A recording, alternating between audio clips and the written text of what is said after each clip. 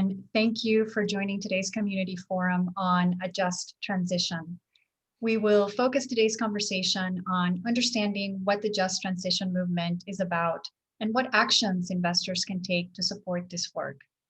My name is Victoria Carrion, and I serve as Director of Membership and Partnerships at the Catholic Impact Investing Collaborative, CIIC, a community of Catholic investors and partners working together to expand the stewardship of financial resources in service to people and planet through impact investing. We do this by convening gatherings like this one, sharing resources, facilitating connections, and galvanizing Catholic organizations under the Catholic Impact Investing Pledge. And we'll soon be offering a membership program providing enhanced connectivity, collaboration, and peer learning within this community for those who are serious about taking the next steps in their impact investing journey. Before we start our program, let us pause for a moment and reflect as we enter into this Holy Week of Lent on the great humility of Christ, who loved us so profoundly that he willingly chose the cross for our salvation. I find that spirit of humility, abandonment, and love beautifully captured in the words of Thomas Merton. My Lord God, I have no idea where I am going. I do not see the road ahead of me. I cannot know for certain where it will end, nor do I really know myself. And the fact that I think that I am following your will does not mean that I am actually doing so. But I believe that the desire to please you does in fact please you. And I hope I have that desire in all that I am doing. I hope I will never do anything apart from that desire.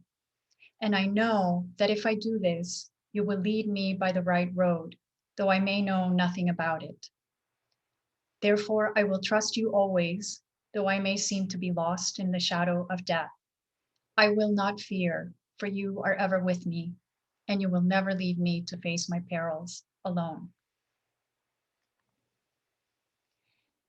Before I introduce our panelists, I would just like to cover a couple of housekeeping items. Please use the chat box to introduce yourselves and let us know where you're joining from. We have enabled the Q&A feature, so if you have a question for our speakers, please drop it in the Q&A box. As a reminder, you can upvote questions by liking them or clicking the thumbs up icon. This will prioritize the question and move it up to the top of the Q&A window. This webinar is being recorded and you will receive a link to the recording in the next day or so. Okay, let's dive in. I am very excited to introduce our wonderful group of speakers. I'd like to welcome Christina Herman, Program Director for Climate Change and Environmental Justice at ICCR, the Interfaith Center on Corporate Responsibility. ICCR is a coalition of faith and values-based institutional investors that actively engage companies on social and environmental risks resulting from corporate operations and policies. And just transition is an important lens through which ICCR members view their climate work. Christina has worked on human rights and a range of social justice issues throughout her career, with a focus on corporate engagement.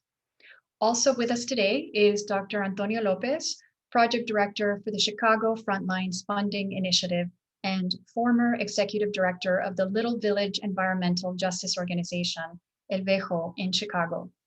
Dr. Lopez is an organizational development and evaluation specialist who also supports and advises philanthropy, nonprofit, and university leaders working to achieve racial equity goals. In response to the COVID-19 crisis, Dr. Lopez launched the Chicago COVID-19 Environmental Justice Emergency Fund to support grassroots environmental justice organizations. Welcome, Antonio, and welcome to Jake Barnett, Director of Sustainable Investment Services for Wespath and its subsidiaries' investment programs. Jake leads shareholder advocacy and engagement efforts at Wespath, specifically focusing on alignment with the values of the United Methodist Church and supporting the transition to a sustainable global economy. Jake co-chairs CIIC's advisory board and serves on the Climate Crisis Leadership Group for ICCR and on the UN Principles for Responsible Investment Stewardship Advisory Committee. We are also grateful to have Dan Nielsen moderating today's conversation.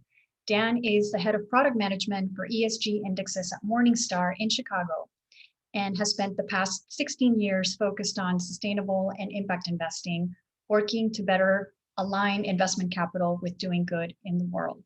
Welcome, Dan, and the floor is yours. Great, thank you very much, Victoria. I also want to point out that along with my co-chair, Jessica, we are helping to organize the committee at CIIC to promote participation and membership within CIIC. And part of our outreach is holding forums like this, educational opportunities for everybody, not only to learn about different subjects, but also to learn more about CIIC and hopefully to connect with others that also have that shared interest. I would like to start off by assuming that not everyone has a clear understanding of what is meant by just transition. And so I've asked Antonio if he can spend a couple minutes and provide us with that sort of foundational level of understanding of what we're going to be talking about and delving deeper into today. Before Antonio begins, I'd like to, last thing, reiterate what Victoria said. Please use the chat function. As each of our panelists are speaking, if questions do come up, please submit those via chat. And as Victoria also said, please be sure to like or thumbs up any questions that you want us to prioritize. And we'll try to have some time at the end of our conversation today to get to those questions. So with that, I'm going to hand it over to Antonio to start us. Thank you. Thank you, Dan, and hello to all my fellow panelists and everybody out there in the audience. It's such a wonderful honor to be a part of this conversation. And I also feel honored to be able to try to define just transition, which is a very important concept and one that has actually been around for more than a couple of decades, and a concept that grassroots environmental justice organizations find a lot of meaning in their work. And now we know that other communities are, this concept is resonating with their work and what they're trying to do with their missions and their resources. My definition is very much aligned with what I learned as an executive director of the Little Village Environmental Justice Organization, when I had the chance to work in national spaces and meet other grassroots leaders. And that's when I first started hearing about just transition work and what just transition meant. And what I heard from folks that were doing this work is that it really lies at the intersection of environmental justice communities, the labor movement or workers' rights, and also human rights social movements. And that just transition really captures or acknowledges fundamentally that we have been living under an extractive economy that has harmed particular communities and impacted them the most, and is now putting our planet and our people in a very dire situation, in a very critical situation that I know many of us in this call today are moved by and motivated to address.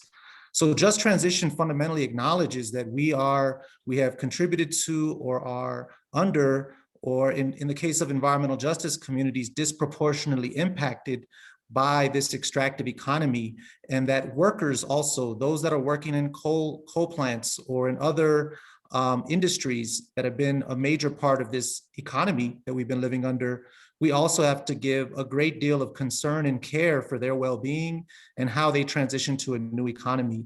So just transition tries to acknowledge that intersection of environmental justice communities, right, who are dealing with a lot of pollution based on this economy, but also the workers who we have to think about what that transition looks like into labor and a new workforce and a new economy.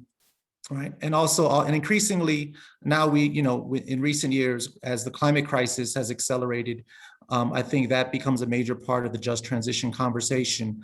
I want to also highlight, though, that something that I've learned from being in spaces with the Climate Justice Alliance is it's not only where we want to go. So as they say, it's not where we are going, but how we get there. Right. And so, so it's also about just transition also is about process.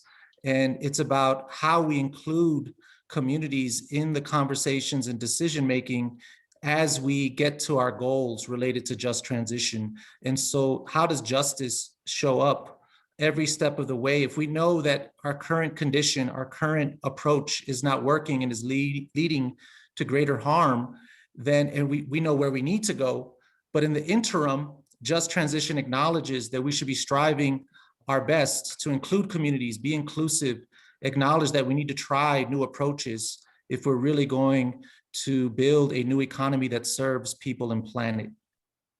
Great, thank you, Antonio. I'm going to stick with you for another minute.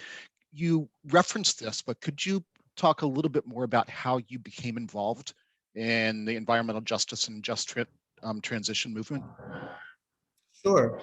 Yeah, I've been very fortunate over my career to be involved in organizations and social movements and national spaces where I get to work with activists and organizers, but also in recent years, get to meet some really incredible people in philanthropy, and increasingly now incredible people in impact investing. And so from there, I've had a chance to see how different communities have been accessing and thinking about environmental justice and just transition. My first introduction, again, was through these national coalitions like the Climate Justice Alliance and the Building Equity for Impact Coalition. This is where I've met a lot of grassroots leaders from across the country who were really talking about what their communities have endured over some time related to polluting industries, related to the climate crisis, related to all kinds of ways that environmental racism shows up in their community. So just transition was really important to how communities from different regions who might have a lot of differences, who might have a lot of things not in common, but do agree around a need to change, a need for systems change, a need to transition to a new system, a new way of approaching and being in harmony with the planet and with other peoples. And so I got to meet folks in that space and taught me a lot about that.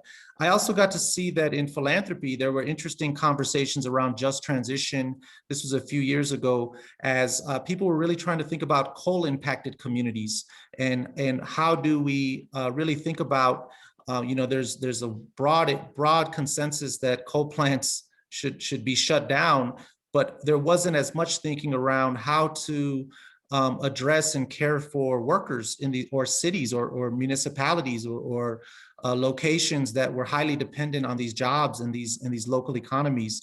And so I got to be a part of conversations that were thinking about just transition as related, primarily towards coal impacted communities. And then finally, there was a lot of momentum around just transition, I think around the UN COP process around the Paris Agreement, and a lot of debate and contestation around how to insert just transition language from a global perspective, and particularly as this relates to, I think, addressing carbon emissions, but also all of the really, really important struggles of indigenous communities and how just transition gets framed from a global level. But more importantly, I think I've had the chance to really in Chicago and through my work with grassroots organizations in Chicago is that I also get to see how local communities, neighborhood communities who are dealing with very harsh conditions of environmental justice in their local areas.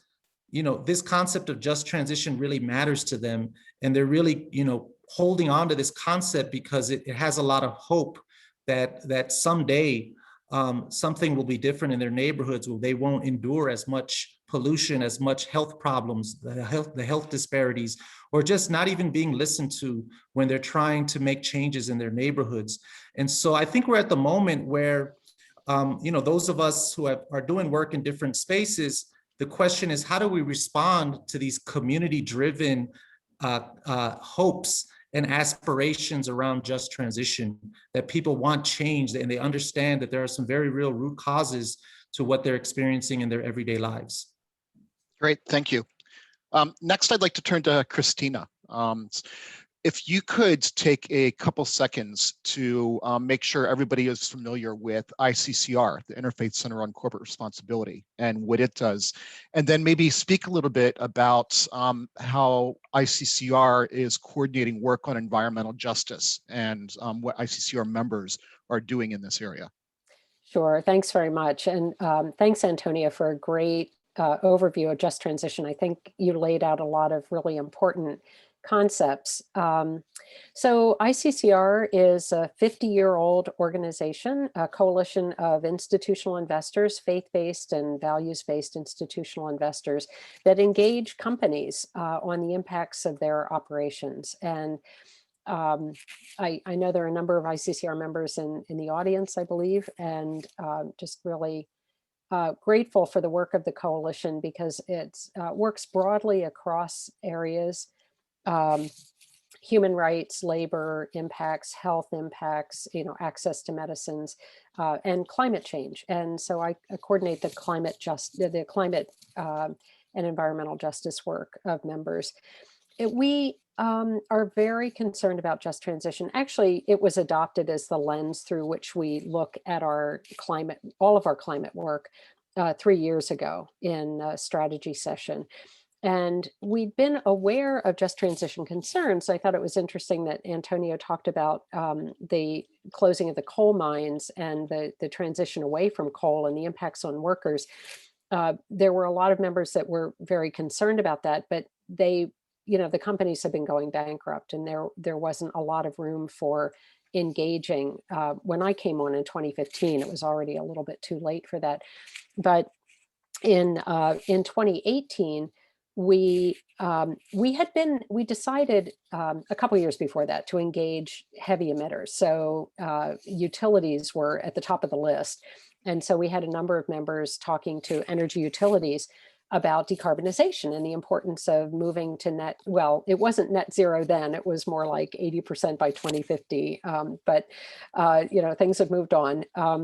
And we were really focused on decarbonization and thinking, that's what we need to do. This is a really important sector. It can help decarbonize other sectors of the economy, like transportation, heating and cooling of buildings. And so we did that. Members were engaging a utility up in the upper Midwest, and I may be getting ahead of myself here, Dan, but I think one of the things we wanted to talk about was how we got into this work in the first place. Mm-hmm. It was in the context of the Paris Agreement and having just transition as one of the platforms and one of the planks of that agreement. But again, not really knowing how to work on that. So this one utility put out a quite strong decarbonization commitment, which had been one of the asks of our investor group. And so we issued a press release. And the next day, the lead got a call from a member of the Citizens Utility Board saying, you really praised the company for this commitment, but do you realize that the early closing of this coal plant is going to mean potentially higher rates for ratepayers? Like, are you thinking about the whole big picture? And we were like, right, you're right.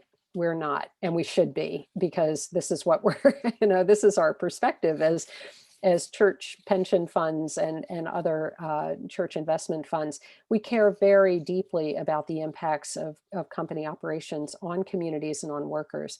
And so we started looking at that a lot more closely. At the same time, there was work being done with investors by a small group at the Harvard Initiative for Responsible Investment, who were working with investors at PRI primarily at that point to develop some guidance for investors about what just transition really means and how you can think about it in your engagement work with companies. So maybe I'll stop there, but that's where we got started. Excellent. Thank you. Thank you very much. I'd like to turn next to Jake Barnett. Jake, can you talk a little bit about some of the work that you and Wespath have been involved in, looking at a just transition?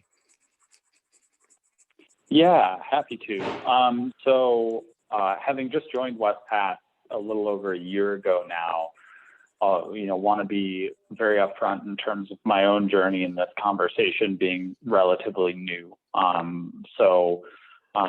What I will point to instead are some of the ways in which we are actively in collaboration, especially with the two other panelists on the call, Christina and Antonio, and exploring different conversations.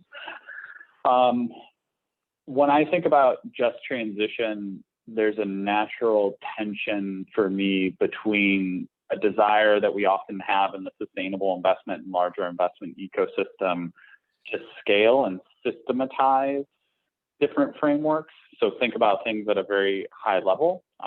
And there's been a lot of success around that in the climate conversation with frameworks like Climate Action 100+ or TCFD reporting, where these are starting to gain momentum and really integrate into the financial system in a way that's exciting. When it comes to just transition, though, Antonio was really alluding to it, and all of the different levels of intersectionality that you're talking about, there's a natural obstacle in trying to create a scale to that, and trying to create a global framework to that. And I see that within the work of Wespath really creating, challenges and opportunities. So we've tried to kind of approach it from both the bottom up and the top down approach.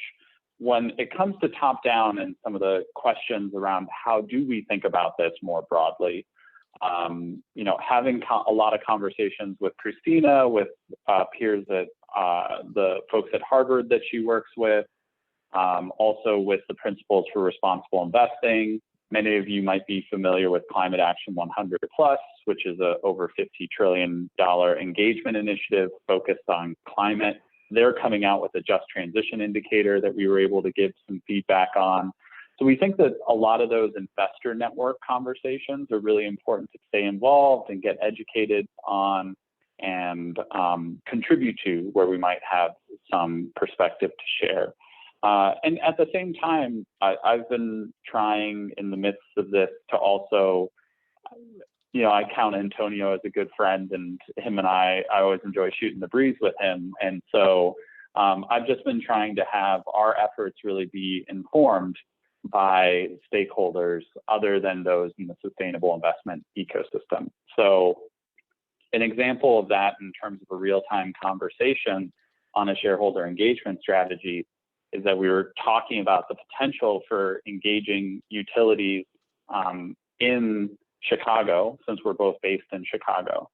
And the Little Village Environmental Justice Organization had already done a lot of excellent work on this and had successfully lobbied to have a couple of coal plants closed in their neighborhood, and got very successful campaigns there. And some of the issues that they were actually dealing with was more so on real estate development and how stakeholder engagement was happening in that respect.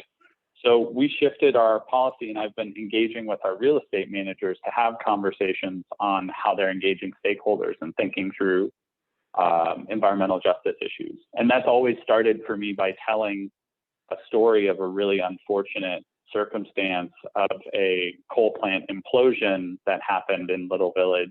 And I don't want to share too much on that because that's more Antonio's story than mine, but it prompted for me a real recognition of some of the issues that were taking place in real estate development. So allowing yourself to be informed and guided by the stakeholders on the ground was kind of an example of how we're trying to model some of the bottom-up conversations.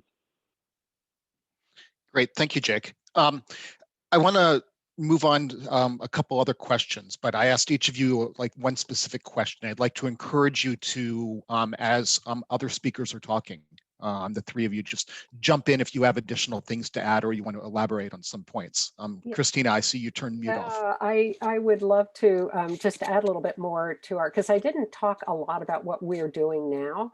It was more the origins of it. And I just want to say that they very much along the lines of what Jake was talking about, our approach to working on just transition has been to focus for the most part on the energy utility sector and do that place-based work. So we're developing relationships, and we've developed some deep relationships with groups in the Northeast, in New England, in Massachusetts and Connecticut, around specifically one utility, but also related to the climate policy that's been passing through Massachusetts. So we talked to groups there. We had a roundtable with energy utilities, investors, representatives from environmental justice groups, community organizations, NGOs, and labor groups in December of 2019. And as it was really an effort to get all these different voices in the room and talk about issues of transition and how different, what different stakeholders were concerned about, and what companies need to hear, and what, how for community groups, how to understand what the company concerns were. And then, for everybody to just start talking. And so it was a really good meeting. And out of that, we decided, okay, so it's sort of, I love the opening prayer. Victoria, thank you so much for that, because it was this sense of, we don't really know where we're going completely. It's just, please help guide us, because there's a lot of uncertainty in all of this, and we just have to figure it out as we go along. So I'm very grateful for that perspective, because I think we need that sense of being held really in the process. But so anyway, we decided we have some pretty well-established groups in Massachusetts. Why don't we start there? So we started just talking with them and trying to figure out, okay, how do we, because we weren't engaging any New England utilities, actually. We just happened to have the venue was at Harvard. So we had a lot of Massachusetts groups come. They said, well, we've got some climate legislation passing through.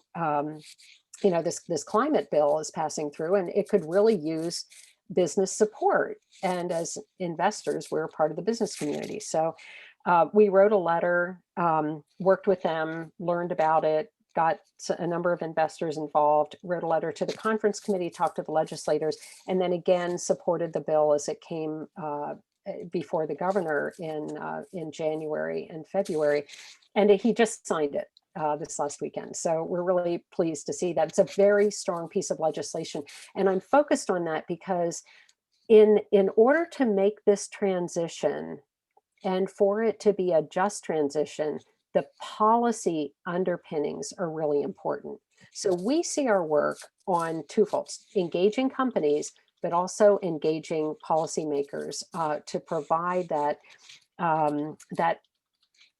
sort of framework for to help enable companies and society to move forward in a way that's going to benefit people broadly. So the bill has environmental justice components, which we very strongly supported. And that's where we started. And then we said, okay, well, let's get a group together of investors to engage the utility, because they said these groups, we were talking to labor, to groups working on natural gas issues and methane leakage in the city of Boston, very old leaky pipes, big problem. And then environmental planning groups and community groups who are concerned about this. I mean, it's really a broad range of stakeholders that we're in touch with. And we have some really good people, you need a focus point, sort of a focal person to help pull people together at the local level. But we have had, so we're engaging Eversource Energy. We've had 6 prep calls, and we've had our first engagement with the company about a week ago. So it was 6 months in the preparation, which is pretty unusual for us.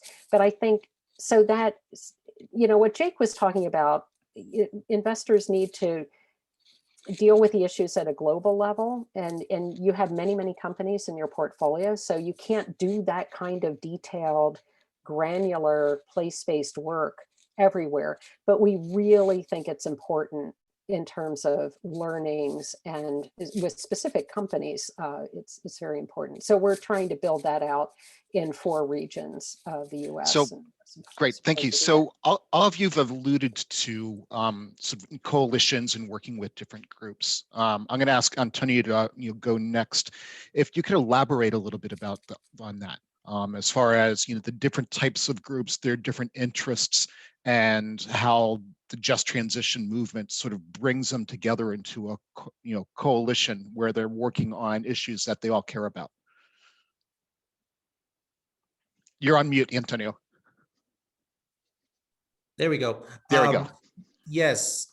Yeah, I think in my mind, just transition this is a massive undertaking for all of us. No matter what sector or community or space you're working in. And there's a level of humility that I think is involved in trying to take on, the types of systems changes that we all know need to happen. And then we're also in an interim moment. I'm a historian, and so like historically, we're still with the very kind of old and entrenched power structures that have a hold on us. And so that humility and that massive undertaking, I think, brings us to the question of just realizing that we can't do it on our own, that we need to be in relationship with other folks who are moved and motivated by the same concerns, that share values, that understand that we're going to need to come together in new ways and build new partnerships.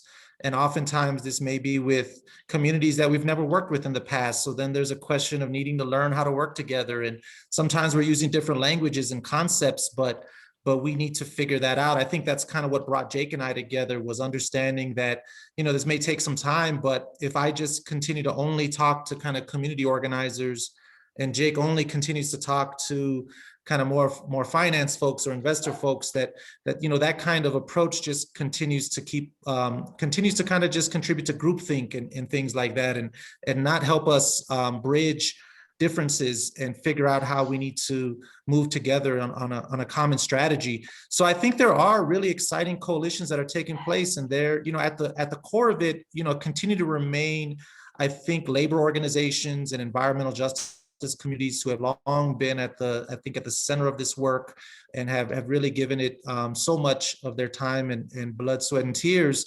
And then I think there's a lot of new organizations that have come along and are joining coalitions, whether it's nonprofit organizations, faith communities, folks that are really moved by the climate crisis and are finding a lot of inspiration in just transition conversations. There's indigenous communities that are bringing very powerful experiences to how they've are striving for self-determination, and also striving to, stop pipelines and all kinds of things through their communities.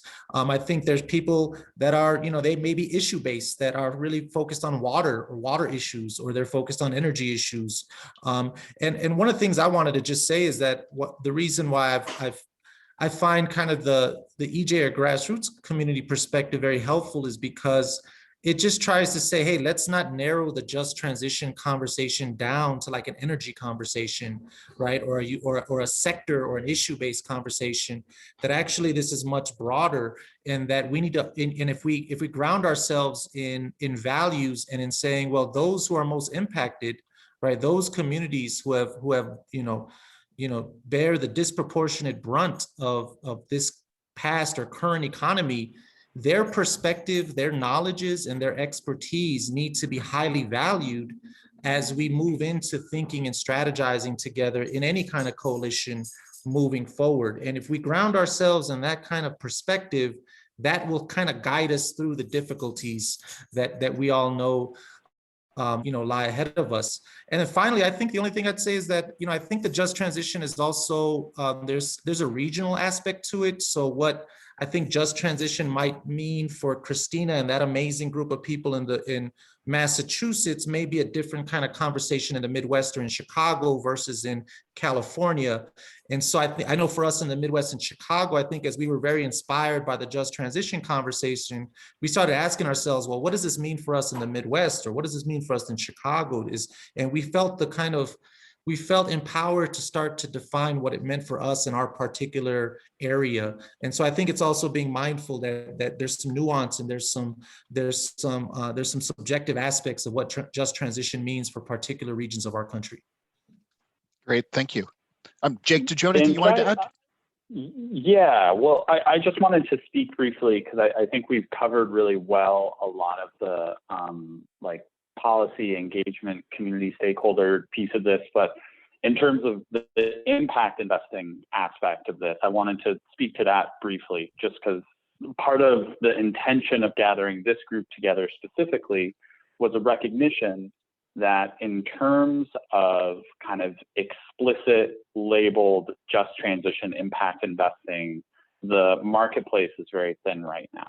So it is a conversation about starting to build that out and think about that in a more dynamic way. And I think everything that's been shared is about how each of us are approaching this, and to give some examples for investors who are thinking, how can I do impact investing in this respect? Part of what I would point to is to say, with the richness of conversation here, there's multiple entry points and accessibility points that allow you to have just transition conversations or lenses that you can put on your impact investing without needing it to be in just transition impact investment. And a few different examples of what that could look like. I know many investors on the line do some form of community development finance or blended finance investing.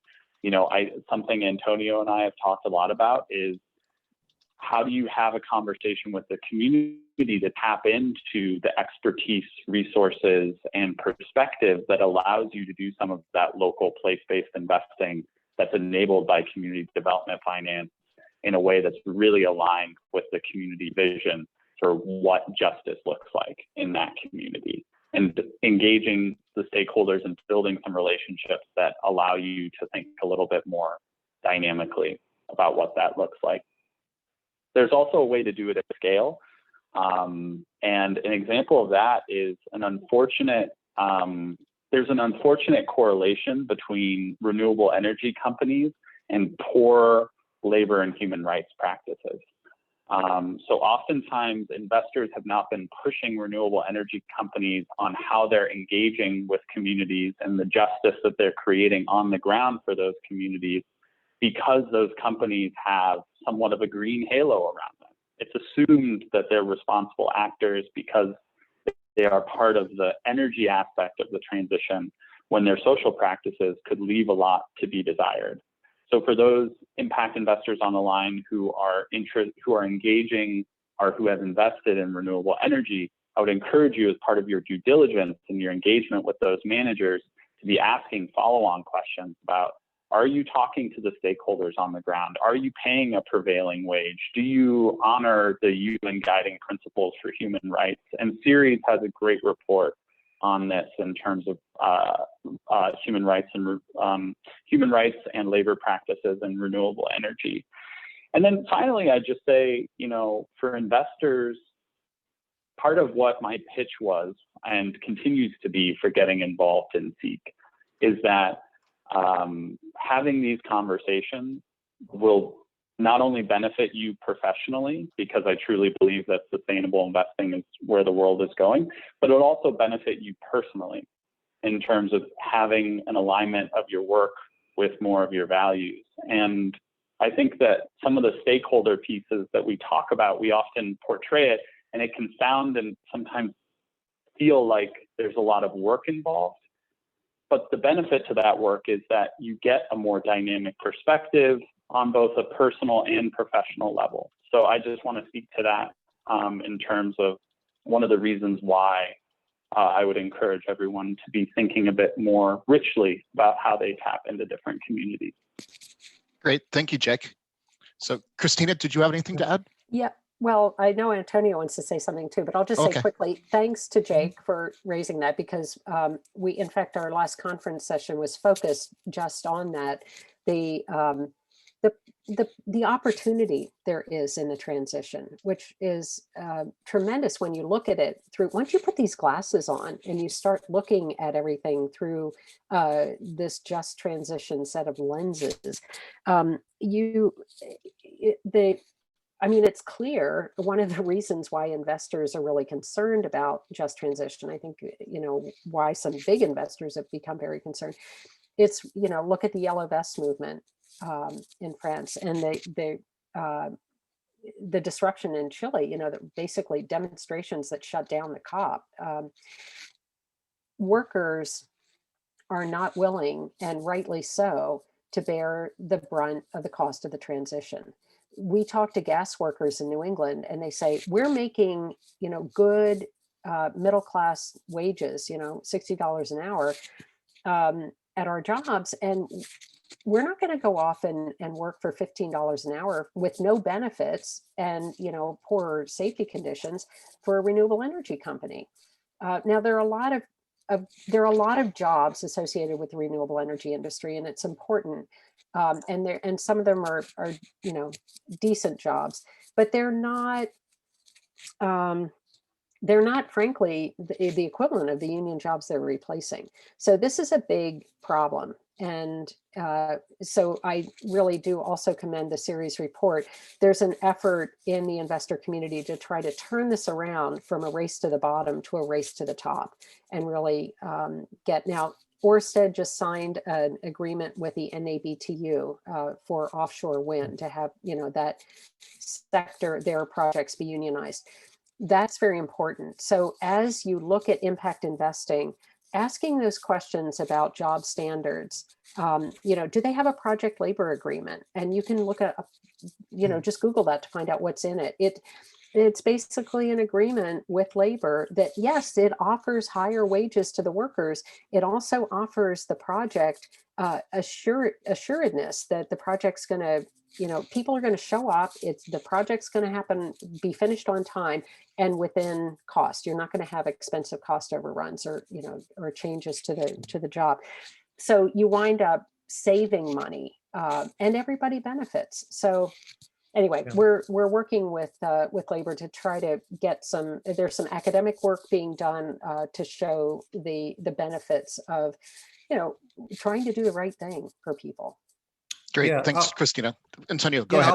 I'll be brief, Dan. Yeah, just to respond to Jake's comments is, I think there's also it's really important to ask for investors to ask these deeper questions. And a lot of this has to do with the timing and some of the politics around this. Of course, we are now, you know, in a moment where there's a lot of conversation around pandemic recovery or economic recovery post-COVID. You know, maybe a little premature to say that, but I think the reason why that matters is because unfortunately, there are also companies that haven't been using or aren't thinking about just transition that are also using the pandemic as a way to move forward plans that a lot of communities have problems with. So in Chicago and in the Midwest, there's been a really profound growth of e-commerce and logistics and warehousing.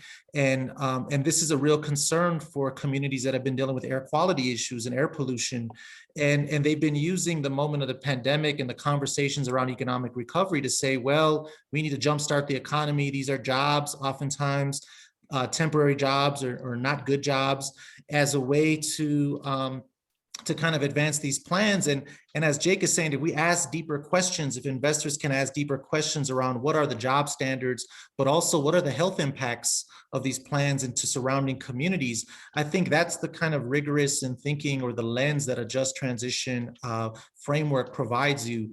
And that would be, you know, so appreciated by grassroots communities who are saying, well, going from a coal plant in our neighborhood, right, that harmed us for so many decades, to now dealing with warehouses and diesel emissions, right, which is also very harmful to us, is not a just transition, right? That's not, we should be thinking about the good paying jobs, the solid jobs. We should be thinking about our health, you know, how our health improves over time, how our community improves over time. And so those, I think that I really appreciate Jake mentioning the kinds of questions that one could ask. And especially at this moment where there's a lot of contestation over what a pandemic recovery should look like.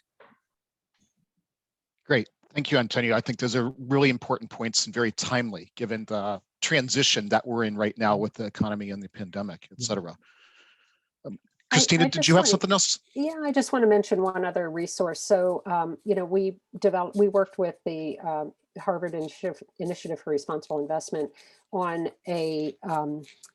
it's a set of investor expectations really of the energy utility industry, but it's you know, it can be applied to a lot of other companies. And so it's a good, you know, again, a way to help develop those lenses on these questions. And I'll try to put a link in the chat to it. But I Maggie will get it. Maggie's the great, witch. yeah. She'll get it. Because there's one page toward the end that just lays out the different elements of governance, of stakeholder engagement, other things. So just questions to be asking and things to be aware of. So there are a lot of good resources out there to help us think through this. But I think Antonia's point about listening, and Jake's about listening to the community, is incredibly important. And I think we need to wrap that into our investment work much more closely. Absolutely. Thank you very much. Just as a reminder for all of our attendees, as Jake alluded to, Maggie has been posting a number of links in the chat section to the resources and papers and reports that our speakers have mentioned. She will also send out to everyone who is registered for this a resources document that includes links to those as well. So if you miss something in the chat function, be on the lookout for that in the next week or two. Antonio, you're off mute. Did you have something else that you wanted to build on? No, I would just add, I mean, the other side of the coin that I was mentioning is that we're in this really powerful moment where I think in the US, but elsewhere, we're talking about what does a real reinvestment in communities that have been divested from over time, particularly Black and Brown communities. What does that look like? And I think there's a responsibility for us. I do a lot more work in philanthropy. And so this is an important conversation, but I think as I learn more about and meet more people in impact investing communities, this matters to them too, right? What does reinvestment in these communities look like? How do we take into consideration matters of environmental justice, community engagement? So I just think it's a really, this is part of that humility that we have to bring to the table. These are massive undertakings. I need to talk to and learn from folks that are doing really important work, and we need to share our expertise and in terms of understanding exactly what's happening on the ground and what the histories of all these locations are and how we really do think about reinvestment from a strategic just transition perspective. Great, thank you. I think something that I'm picking up and it's been alluded to is the appreciation that there are a lot of different stakeholder groups that can come together with a common purpose and work together in a coalition on common issues. Antonio, you mentioned philanthropy, and that made me think that not just the communities, but different capital can come together to address a just transition, and that there are different opportunities for different types of capital, whether that is philanthropy, working right alongside publicly traded investments, like what a lot of ICCR members are doing, and then engaging those companies, to what Jake had referenced before, even if you have an impact investment. So it's not stock in a company that's traded in New York, on the New York Stock Exchange, but maybe an impact investment in a renewable company. There are opportunities to expand their purview of what they're focusing on beyond just renewable energy, to look at, for in this case, how workers are being treated. I see that we've got a question that I want to get to. Have faith investors and faith groups been able to build trust around diverse views towards just transition for key industries and wider communities?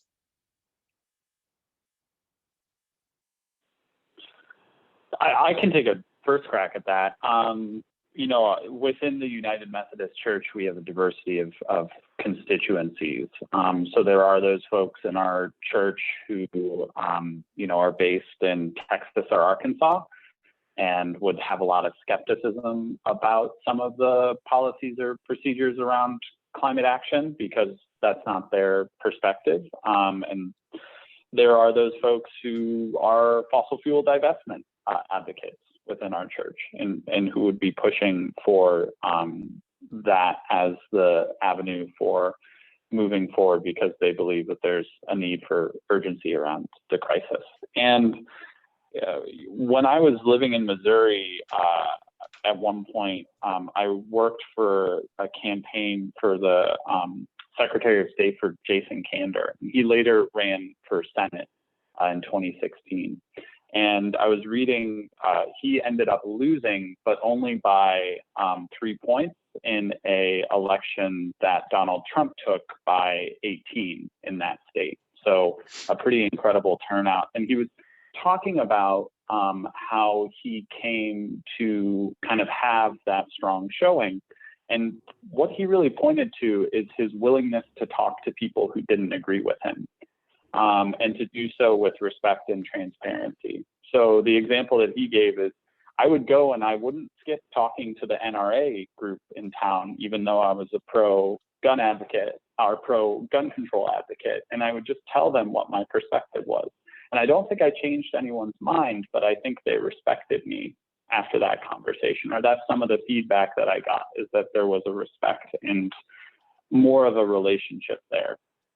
And so, you know, I think within the United Methodist Church, we've been doing a lot of work around how do we bring together different constituencies with different perspectives on the climate crisis, and how do we work together on moving towards a just transition to a net zero economy.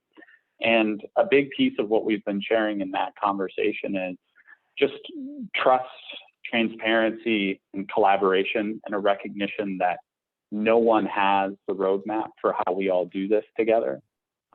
It's going to require us all working together, and it's going to require paths that aren't immediately evident today, which, you know, I'd echo Christina's appreciation for the prayer at the beginning, because that's that, you know, for me, that's part of how you live into that humility piece, in terms of not feeling like you have the answer, just feeling like you have part of the answer, and then being very open to hear what other parts are out there. Very important points. Thank you, Jake. So, yeah, Antonio. I can. Yes, I'd love to highlight, you know, our good friends and family with the Franciscan Sisters of Mary, who have been just such great supporters of environmental justice work in the Midwest, but particularly in Chicago. And I think a lot of this work has been, it's a lot of kind of laying the foundation for better partnerships and more impact to come in the future. And particularly for us, their support has allowed, I think, EJ organizations to have the capacity, have the organizational capacity to have a presence and be in relationship, for example, with warehouse workers who are similarly dealing with, again, this kind of, you know, profound acceleration of kind of transportation and logistics centers in the Chicagoland region. And so even though I don't know, we can say, at least from my perspective, that we're there, or we have this deep trust or deep relationships that exist, but faith communities, particularly in our case, the Franciscan Sisters of Mary, have been crucial to the resources and the capacity that we've been able to develop in order to build partnerships with communities that otherwise it would have been very difficult for us to be able to you know, find space together and talk about, yeah, what's happening in Joliet is impacting us in Little Village, is impacting other communities and other, it's not even just an urban problem. This is urban, suburban, rural communities. Just to be able to, you know, from an EJ perspective, is just to have a staff member, an organizer, to have the resources to be able to have meetings and have the conversations around what our communities are experiencing, but also what we want and what does just transition mean for us, for your community. And that's been a very powerful experience that I think certainly Franciscan Sisters of Mary, but I know other faith communities are increasingly interested in contributing to. Mm-hmm. Yeah, I just want to add one thing to that. And I think it's a question we found, you know, in having conversations around climate change with utilities in the Southeast. It's a very different political reality there. And a lot of, you know, it sets off reactions sometimes when, you know, they can't have the groups, NGOs in the South can't have the same sort of conversation that groups in the Northeast have. And so I think part of the answer is, and what they've been doing is you just find the language that's going to work. You find the places, those places where you can start. And for them, it's really a focus on energy efficiency, which would be a huge benefit to low-income people. And so there is a group that's been working on energy efficiency issues for quite a while now. investors urged that this be raised on the agenda of one company. And now that group is working directly with the company and looking at federal legislation covering that. So it's, you can make some important progress by maybe just listening and being sensitive to what's going to be possible in terms of how you talk with people about issues. Great, thank you. We have time for one more question that one of our participants submitted, and it's addressed it's referencing Jake's comment about fossil fuel divestment, but I'm going to open it up for any or all three of you to respond. The question was, how does fossil fuel divestment and that discussion fit into what we've been talking about today? Fossil fuel divestment. Yeah. I'm going to steal a comment from Brian Piney, the president of Mercy, who once said to me that, everybody should be doing more. So sometimes I think that the divestment versus engagement conversation kind of misses the point a little bit, in that basically whatever resources you have, whatever path that you're called to, you need to be doing more. And that's not a statement of criticism. That's just a statement around the urgency of the crisis that we face at a global scale, and the reality that people's lives are being impacted at a negative way on the local scale. So, I think that the kind of theory of change that an organization has for how they want to go about that more is important. For divestment, you're saying, effectively, I want to lower the cost of capital for these organizations. I want to make a very public statement about how we kind of take more of an activist approach, which certainly has its benefits. For engagement, you're saying, I seek to be a part of helping these companies operate in a cleaner way, and I believe that I can have a voice and a role in doing that. And then obviously it's all kind of overlapped or overgirded by the duty that many of us have as investors to invest for whatever we see as the benefit of our participants. So you can say, I'm divesting for the benefit of my participants, or I'm staying invested in energy for the benefit of my participants in terms of the return expectations that I have for those investments. But, I think all of these tools, impact, divestment, engagement, environmental, social, and governance integration, they all have different kind of theories of change as to what they're supposed to be doing on the ground. And we all need to be doing more in terms of how we're leaning into this in courageous ways. We all need to be kind of listening in to what communities are telling us is important and the reality on the ground for them as part of that doing more. Jake, thank you for that. I think that's a great way for us to wrap up this conversation, given our time, that we all need to be thinking about doing more. And it's not prescriptive what we need to do, but we need to turn up the volume because of the urgency of the issues that we're facing. So I want to end my remarks with circling back to something that Antonio mentioned right at the very beginning. It's not where we are going, but how we get there. It's about the process. And I think that also builds on Jake, some of the comments that you just made. Jake, Antonio, Christina, thank you all very, very much for sharing your wisdom and your experiences and even your advice with us. I know I certainly learned a lot, and I suspect that I'm not alone in that camp. I'm going to turn it back to Victoria at CIIC to wrap us up. Victoria. Thank you, Dan, for facilitating this great and inspiring conversation. We are so grateful to our speakers, Christina, Antonio, and Jake, for bringing a broader view and understanding to the concept of a just transition, its multiple dimensions, groups it intersects with, what investor engagement looks like, and how it can be used as a lens through which to look at impact investments, recognizing that we're all blazing a new trail here. A special thanks to Maggie Stoller and to CIIC's Participation and Outreach Committee for helping to put this event together. And thank you so much for joining us today. As Dan mentioned, we will be sharing a report summarizing the learnings from this event, as well as resources being shared. So no need to go crazy copying the links in the chat box. If you'd like to learn more about CIIC, the CIIC Pledge, or our new membership program, please come visit us at catholicimpact.org. Drop us a note. We would love to talk to you. Thank you, be well, and happy Easter. Thank you all. Thanks very much.